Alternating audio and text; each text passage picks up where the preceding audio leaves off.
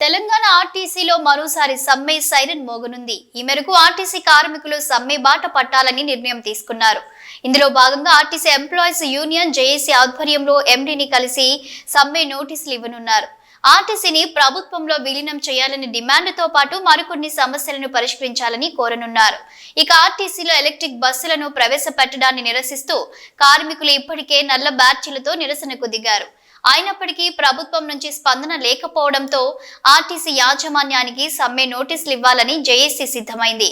కాగా కాంగ్రెస్ ప్రభుత్వం అధికారంలోకి వచ్చి సంవత్సరం పూర్తయినా ఎన్నికల మేనిఫెస్టోలో పేర్కొన్న విధంగా ఆర్టీసీని ప్రభుత్వంలో విలీనం చేయకపోవడంపై కార్మికులు అసంతృప్తిగా ఉన్న సంగతి తెలిసిందే. ఈ క్రమంలోనే దీర్ఘకాలంగా పెండింగ్ లో ఉన్న ఇతర సమస్యలను కూడా పరిష్కారం చేయాలని జేఏసీ డిమాండ్ చేస్తుంది.